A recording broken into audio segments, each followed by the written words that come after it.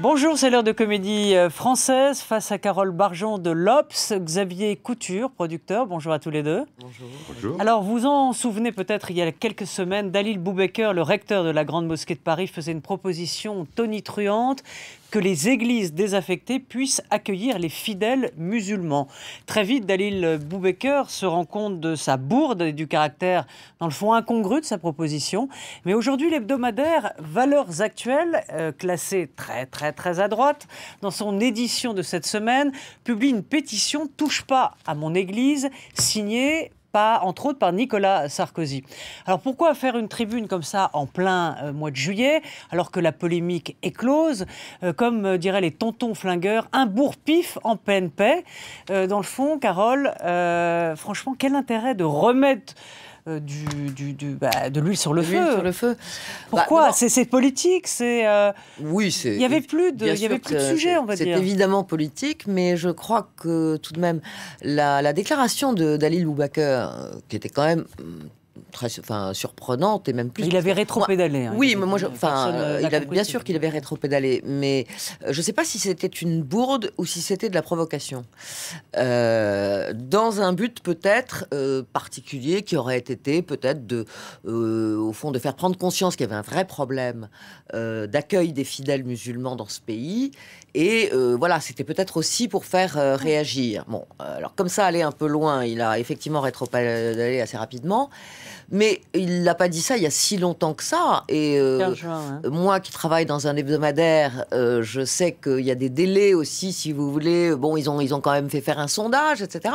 Et je pense que c'est évidemment un sujet qui a fait réagir les lecteurs de ce journal et toute une partie de la droite.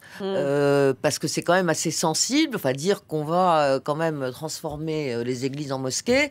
Il y a de la provocation de chaque côté. Oui, mais personne ne peut rester tout à fait insensible. D'ailleurs, l'appel que lance Denis Tillinac, l'ex-chiracien Denis Tillinac, cet appel est signé évidemment par Nicolas Sarkozy. On reviendra peut-être dessus tout à l'heure, mais enfin, on comprend bien pourquoi a priori, mais aussi par Alain Finkielkraut et des gens comme ça. Ouais. Xavier, que vous inspire cette... Moi, je ne suis pas tout à fait d'accord avec ce que vient de dire Carole, parce que je pense qu'effectivement, cette affaire, elle était assez... elle est passée un peu sous les radars à l'époque. Ça a agité l'opinion pendant 24 heures, le temps que Dalil Boubaker dise qu'il ne l'avait pas dit, ou en tout cas pas comme ça, que ce n'était pas du tout le sujet.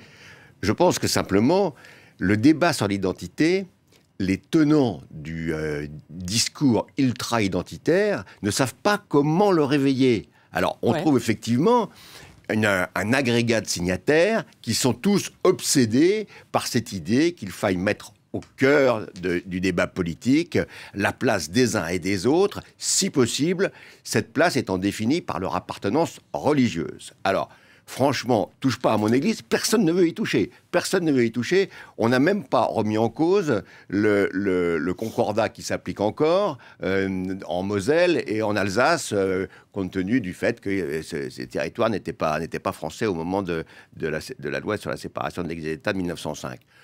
C'est des obsessionnels. Ils ont trouvé là un moyen de retourner, encore une fois, vers ce débat qui est leur fond de commerce.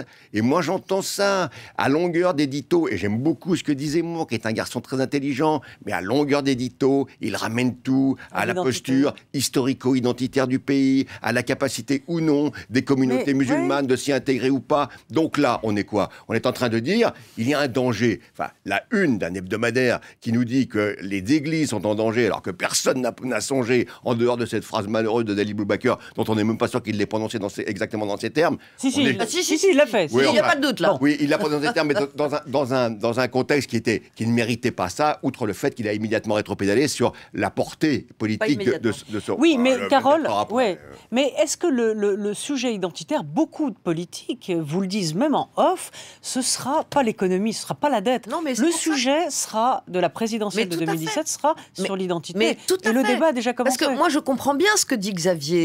Que je partage une partie.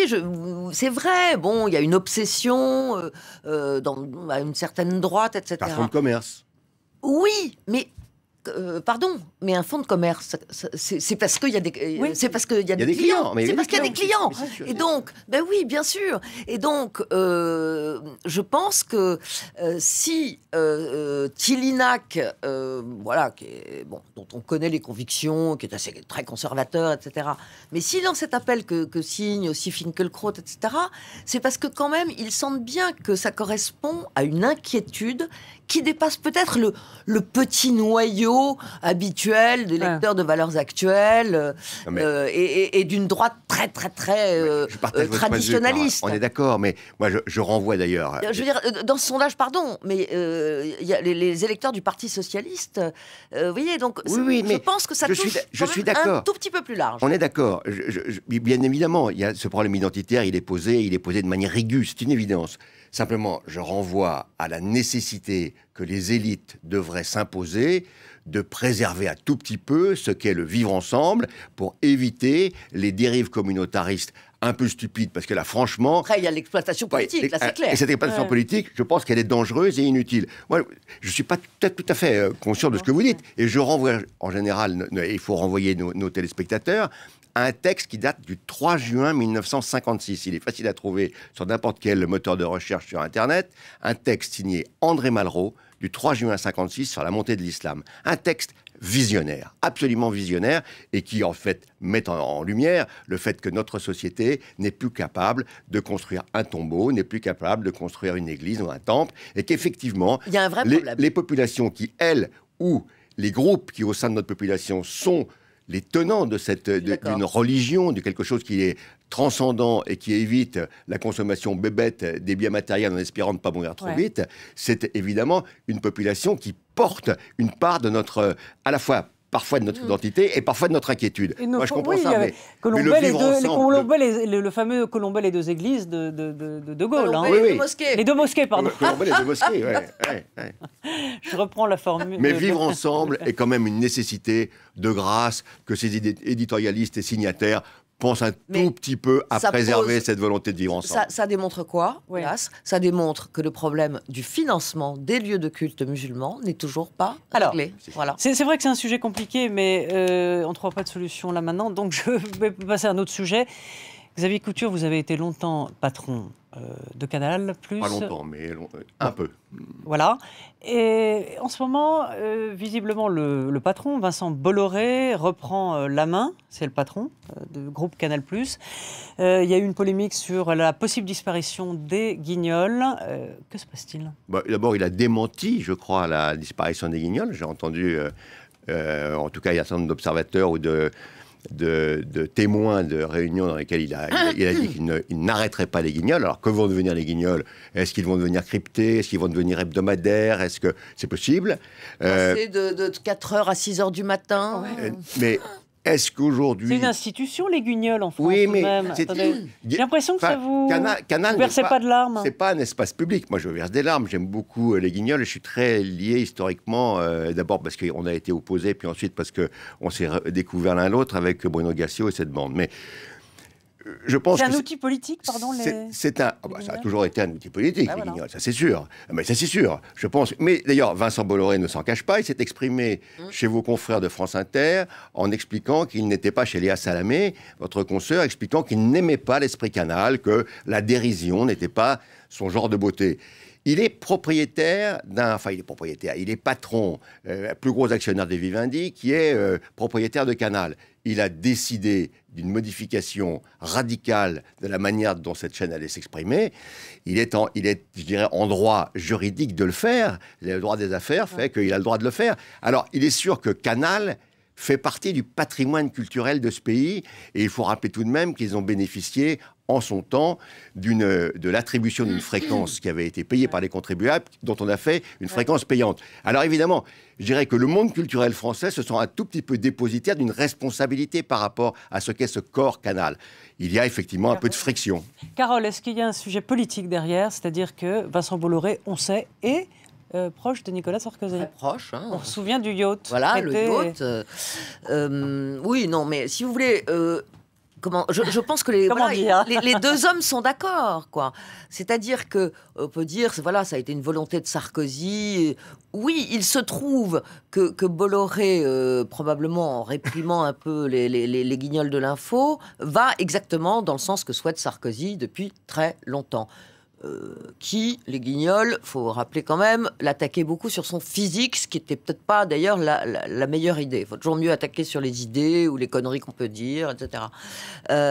Donc il va dans son sens, mais je ne suis pas sûre pour autant que ce soit un ordre de Nicolas Sarkozy, dans la mesure où Vincent Bolloré pense la même chose que Nicolas Sarkozy. Ouais. Voilà, c'est tout. Est-ce qu'on peut rappeler quand même que Canal est né de la volonté de Monsieur Mitterrand, qui a démenti son Premier ministre, qui s'appelait M. Fabius, qui ne voulait pas voir la création de cette chaîne. Et il y a une partie de golf qui est restée célèbre entre André Rousselet et François Mitterrand, où André Rousselet a obtenu la création de Canal+, en tout cas la mise à disposition de la fréquence qui permettait de créer Canal+, et de l'autorisation d'émettre. Donc, tout cela fait qu'on n'est pas, malheureusement, des innocents. L'ensemble des grands médias en France a toujours été plus ou moins sous influence des uns ou des autres en matière politique. C'est comme ça. C'est pas une raison pour ne pas le déplorer. Oui, mais enfin, des présidentielles avec les Guignols, on en a connu. C'est formidable. Oui, c'est formidable. Et ça donc pourquoi Et ça manquerait. Je préfère utiliser le conditionnel s'il n'était plus là. Pourquoi, à l'aube d'une élection qui s'avère totalement, on va dire, un suspense assez incroyable. Autant, il y a quelques années, on avait nos vieux barbons qui étaient toujours les mêmes. Aujourd'hui, la matière est quand même assez... on ne sait pas ce qui peut sortir de ces primaires à droite. On ne sait pas si François Hollande est en capacité de se... Et puis cette haine entre les deux hommes, Hollande-Sarkozy. Oui, je ne suis pas certain que les Guignols aient une influence aussi importante qu'on l'a dit sur le résultat des élections. Vous savez, quand il était gratuit, tout Coco et Mifili, on s'en souvient. Sur un certain public, les Guignols avaient restauré une certaine image de Chirac. Chirac mangeait des pommes. Oui, et le couteau dans le dos. Et le couteau dans le dos. Tout Coco et Mifili. Bon, merci, c'est le mot de la fin. Je vous donne rendez-vous pour Politique à 17h10 avec Jean-Marie Colombani. Nous recevons Pierre Moscovici, commissaire européen à l'économie à Bruxelles en pleine crise grecque. Et puis ensuite Jean-Louis Bourlange, ancien député européen. Merci à vous et à très vite.